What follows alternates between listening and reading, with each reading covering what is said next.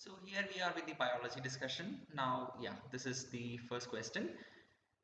Yeah, I have taken these questions from the topic of reproductive health, which is a topic in class 12, isn't it? I think this is the second topic that you learn in zoology in class 12.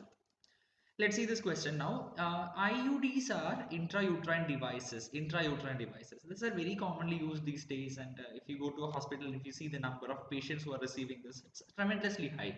People use this as it is as an ideal contraceptive. So this is the most ideal contraceptive in India. So if I just check your textbook, it is clearly written here. It is one of the most widely accepted methods of contraception in India, one of the most widely accepted method of contraception in India. It's a direct statement given in NCERT textbook. So I'm just reading out from that. There only it is given in page number 61. That first paragraph itself. That is a very important statement here. Okay. See, as far as this chapter is concerned, each and every line of NCERT is very important. This is one of those few chapters in which they can directly ask you questions which are extremely directly taken from NCERT, and you can get it wrong if you have not read the textbook. This is slightly more serious compared to the other topics. So yes, copper ions in copper releasing IODs. Copper releasing IODs, CUT, copper T, isn't it? Copper 7, multi-load 375. These are examples given in your textbook, and these three are examples for copper releasing IODs. Now, the copper ions which are released from it will suppress the sperm motility and fertilizing capacity of sperm. So your answer for this question is option number 4. Okay, answer is option 4. Now see, makes the uterus unsuitable for implantation, makes the cervix hostile to the sperm. These are function of hormone releasing IODs.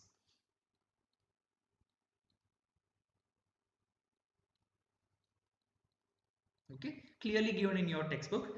And yes, example of hormone releasing IUD is progestasert and LNG20. LNG20, levonorgestrel 20. So this is a type of progesterone which is used in it. Levonorgestrel and progestasert. Right now, increase the thickness of cervical mucus. This is by the pills which you take, right? Emergency contraceptive which people do take after an intercourse. This is called by the name of pills, isn't it? Very many pills are given. We have advertisements of many pills which are there in the TV televisions these days. Now, one of the functions that is done by pills is they will increase the thickness of cervical mucus. Second function of pill is to inhibit the implantation, inhibits implantation, and it increases the thickness of cervical mucus. So it is making an environment which is unfavorable for sperms to move, isn't it? So this is the properties which are shown by multiple things. You have Lippi's loop also, isn't it? Lippi's loop. So yes, these are certain things you are supposed to remember. Lippi's lupus non-medicated IUDs. This is a non-medicated IUD. So this is a very high yielding part. And as I was telling you that particular very important sentence, it is the most widely accepted contraceptive in India. Okay, so let's go to the next question now. So this is the second question. It is about lactational amenorrhea. So lactational amenorrhea is a natural method of contraception. You have things like coitus withdrawal, isn't it? Coitus interruptus, and lactational amenorrhea is one of them. It is based on the fact that ovulation and therefore the menstrual cycle do not occur during the period of intense lactation during parturition. See, lactation means breastfeeding. Milk is coming out of the breast. So that is stimulated, or the milk synthesis in the breast is actually due to a hormone called by the name of prolactin, isn't it? Prolactin. Prolactin causes milk secretion in the breast. Now, the point is, increased prolactin will actually inhibit the release of gonadotropins. So high level of prolactins which inhibits the release of gonadotropin, that is FSH and LH. So these are going to be decreased. Okay, when you have a decrease in FSH and LH, when there is no luteinizing hormone, when there is no follicle stimulating hormone, there is no development of follicles. Only when a follicle develops, the female will ovulate. Ovum is derived from follicle. You require a series of development for this particular ovum to develop into a mature ovum. Only when an ovum becomes a mature ovum, it can be released from the ovary, and that is taken to the uterus.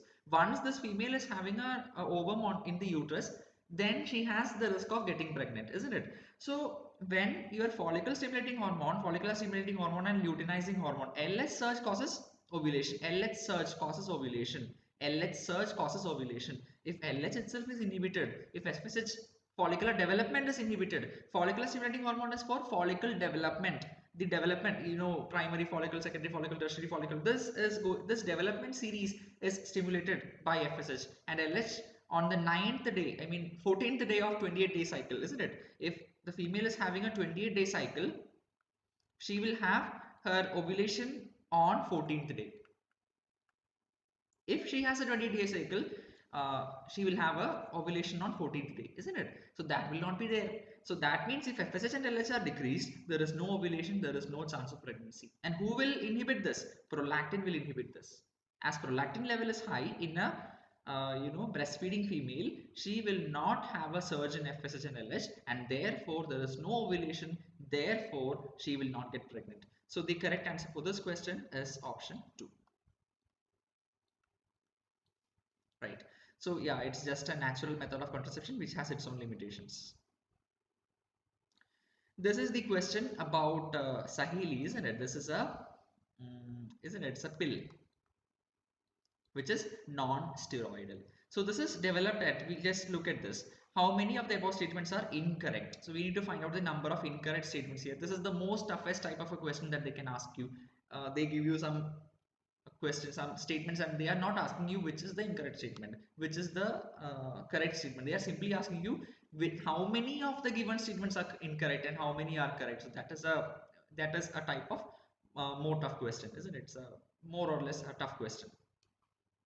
So contains a steroidal preparation. No, it is not a steroidal preparation. See, if you take steroids, you will have a lot of side effects. There are a lot of side effects for steroids. Now, yeah, there are a lot of side effects. You needn't go to that. You will become more obese. The females will become more obese and they can have cataract and all those things, glaucoma. A lot of things can be there. Then bones will become fragile. There can be an increased risk of fractures and a lot of risks are involved over there. Now, if there is an increased risk of a steroid, if you take steroid, then people will not prefer taking steroids. That is why they developed. See, who developed this? Central Drug Research Institute, Lucknow. So yes, this is a drug which was developed in Central Drug Research Institute, and that is a non-steroidal preparation. It is a non-steroidal preparation. Only then people will take it, or who is going to take it for long years, isn't it? It has a lot of side effects on its own. It's a once a week pill. Yes, it's a correct statement. It has many side effects. No, it is not a steroidal preparation. So, and this drug is having very less side effects. So this is a wrong statement. High contraceptive value, obviously. Now, how many are correct? How many are correct? Two, three are correct, isn't it? But they are asking you how many are incorrect, isn't it? So the number of incorrect statements are 2. So my answer is option 2. Right. Now finally, to end this discussion on Saheli. So this Saheli is the trade name, it seems. It is the trade name. It's a brand name for the drugs. Now, what is the drug here? The name of the drug is also taught to you in many coaching institutes, by many coaching institutes. It is called by the name of ormeloxifene.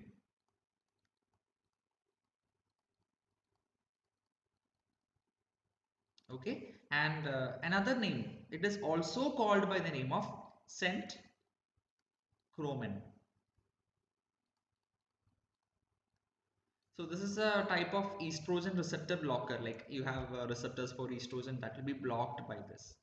So this is the other name for, the drug name is called, the drug which is used in this particular tablet called as Saheli is ormeloxifene, also called by the name of centromin. Okay, and that is, yeah, they made it and now they are selling it by the brand name of Saheli, right? So yes, this is the importance of this, and it covers all points which are important as far as this drug is concerned. Okay, let's go to the next part. Right. So we look at this question and this question together. These are quite related questions now. There are many contraceptive methods used to control fertility. Obviously, yeah, we know that. None of these methods is 100% reliable. Okay. Which method has maximum number of failures? See, maximum number of failures, if you just compare vasectomy, periodic abstinence, oral pills, IUDs, Okay, then here you see this option, that is periodic abstinence, is a natural method. Now, any natural method, see, natural method means you are not doing anything. You are simply following some kind of rules that are there, like normal course or normal biological process, and you are just messing up with that. So, this is a natural method, isn't it? Natural method is bound to have a lot of problems. A natural method is never 100% reliable, isn't it? Periodic abstinence.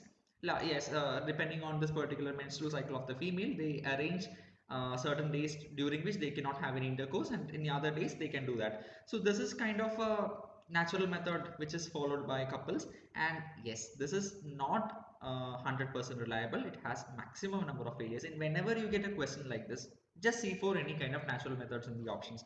If at all there is a natural method in the options, obviously that is your answer. Okay, then you don't have to compare between the other things. You are not educated enough to compare between the vasectomy. Yes, this is the maximum or maximum number of failures, or least number of failures here, least number of failures. But can you compare between oral pills and IUDs, which is better? For that you need to learn more, or that is not at your level, isn't it? So yes, this is a simple question, and in all these kind of questions asked to you, there will be a natural method, and that is least favorable over there, right? So let's go to this question now. The technique is highly effective, but its reversibility is very poor. Reversibility is very poor. That means opposite of this. That means least number of failures. Least number of failures. Obviously, whenever you have maximum number of failures, it is a natural method. Lactational amenorrhea, coitus interruptus, and this one, periodic abstinence. If it is having least number of like I mean high most effective or least number of failures, highest number of failures is in natural method, least number of failures is in tubectomy vasectomy, isn't it? So you have tubectomy, and this is the tubectomy, which you can see. This is the fallopian tube, and you can see this is the area where they have cut. So the gynecologists have cut it, and they have just everted the margins, and they have tied it over here. So this is called as tubectomy. Now, what is vasectomy? If you do the same procedure on a vas deferens, which is much more easier, much more convenient than doing a tubectomy, because you have to cut open the abdomen and go inside. But vasectomy is very simple, because you know that part of the this particular vas deferens, which is outside the body, inside the scrotum, is being ligated like this. So vasectomy, right? So vasectomy is the process by which the vas deferens is cut and ligated. So that is also having uh, best or you can say that maximum least number of failure. Okay, vasectomy is having least number of failures. Also tubectomy is comparatively good. Like both of them are permanent methods of sterilization, so that means they have the they are highly effective, and reversibility is very poor. Now this is a female condom, right? So you are supposed to remember how to differentiate the. See, you have two circles over here. Like I don't think this is easier to be seen like this, right? So you have two circles over here, and this is connected with the help of a structure like this. But a male condom will be different from this, and it will look something like this, isn't it? Only one end will be having a circular opening, but the other end will be pointed. So this is the male condom, but this is the female condom. So you are supposed to remember how to differentiate this. This is your copper T, right? And these are your implants, which are kept subdermally. You make an incision on the skin and you keep it inside the skin, right? So these are implants. Okay, hormone containing copper, I mean hormone containing methods of contraception, these are. Okay, so yes, they are asking you highly effective, reversibility is poor. So this is option 2. So answer is option 2. Here my answer is also option 2, isn't it? Pills are very effective oral contraceptives with lesser side effect, because pills, what are the actions of pills? Does it inhibit implantation? Yes. Alter the quantity of cervical mucus? Yes. And inhibits ovulation. So it inhibits ovulation, it inhibits implantation, and it also alter the quality of cervical mucus to prevent or retard the entry of sperms. Very important few statements they have given over here as questions. See, these are very, very important, and so your answer is option 4. Answer is option 4. Never miss up these questions. You can get confused between the uses of, you can get confused between the uses of, I mean the function of, the mechanism followed, mechanism of action of the pills and the implants, as well as your copper intrauterine devices, copper T and all those things. So you are supposed to remember this, and during this last week before your exam, go through that as much as possible. Every day you go through this. See, this question demands a knowledge of certain sexually transmitted diseases, like which of the following is the correct match for the causal agent of sexually transmitted diseases, which are given over here. First of all, let's go to this STDs and their causative organism. See, chlamydia. Chlamydia is a bacteria. It is more or less a bacteria, and the disease caused by chlamydia is chlamydiasis. Okay, so this is not a disease. This is not a disease. This is the name of the bacteria, or almost a bacteria. This is not an exact bacteria. It has certain characters which are similar to virus. So we call it as almost a bacteria. We learn it along with bacteria itself. But yes, it is almost a bacteria. Now, herpes simplex virus is a virus. It's a virus. So this is almost a bacteria. This is a virus. So how can they be related? Herpes simplex virus will be causing the disease called as herpes. Genital herpes. See, this is called by the name of genital herpes. Okay. Right? Genital herpes. And chlamydia will cause chlamydiasis. Right? So these are the things that you are supposed to remember from the first option. From the second option, they are asking you about gonorrhea, isn't it? So gonorrhea is a very important disease. So when a female is having gonorrhea, this particular female will be having, pain over there, itching in the vagina or that particular urethra, and this female can have a discharge from the vagina. So this is actually caused by a bacteria called by the name of Neisseria gonorrhoeae, right? This particular bacteria is called as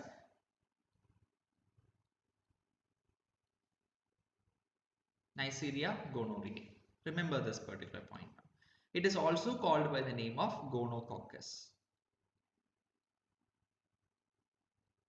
You might be knowing what is coccus. See, the coccus means they are spherical structured bacteria. So if you see the bacteria under the microscope, you will see spherical structure. So that is why it is called by the name of coccus. If you have a rod-like bacteria, you call it as bacillus, isn't it? The tuberculosis bacteria, Mycobacterium tuberculosis, it is a bacillus, right? So this is a coccus, right? And you can have some organisms like this spirillum, so which is a spiral shaped organism, and you can have comma like organism called by the name of vibrio, which can cause cholera, vibrio cholerae, right? So these are basic shapes that are followed by bacteria. Gonococcus means it is spherical in nature. Haemophilus ducreyi can cause something called by the name of chancroid. So this is very important. Chancroid will cause, whenever somebody has chancroid, they will be having genital ulcers. Ulcer will be there in the genitalia. Just imagine, it will be very painful. Now the point is syphilis. Syphilis is caused by Treponema pallidum. This is very important. Syphilis is a very serious disease. Initially, it will be having a very small lesion, but if you don't intervene over there, if you don't treat the patient at that time, you can have this patient can develop a lot of other problems, and finally it can involve the heart, it can involve the brain, and every organ in the body can be involved by syphilis. So it is a more or less a very serious disease, and finally the patient can even die, but that is less these days, because these days people tend to go for medical attention whenever they have problems like this. Now, warts is very important. Genital warts, wherever you have warts, it is caused by human papilloma virus. Okay, warts is caused by human papilloma virus. Now, what is Trichomonas vaginalis? It causes trichomoniasis. Right? This is a disease caused by Trichomonas vaginalis. So I hope, or my suggestion will be to remember the name of the disease and the causative organism. Name of the disease, cause of the disease. That will be enough.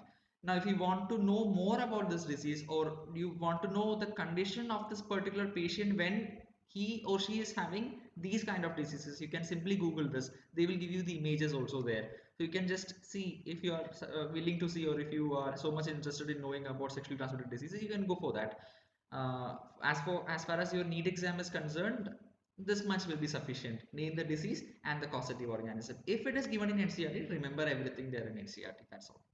And as far as if you ask my advice, I will recommend you to never ever forget this. This is the most important as far as your textbook is concerned, as far as your exam is concerned. This is such a very important disease that they can ask you. Okay, so with that, I'm winding up this particular video. I hope there is some, I have some other questions also from the topic of reproduction and reproductive health that will be covered. So I am planning to cover that in the next video. So with that, we'll be having a good discussion of the topics that are there in reproduction. Okay, thank you.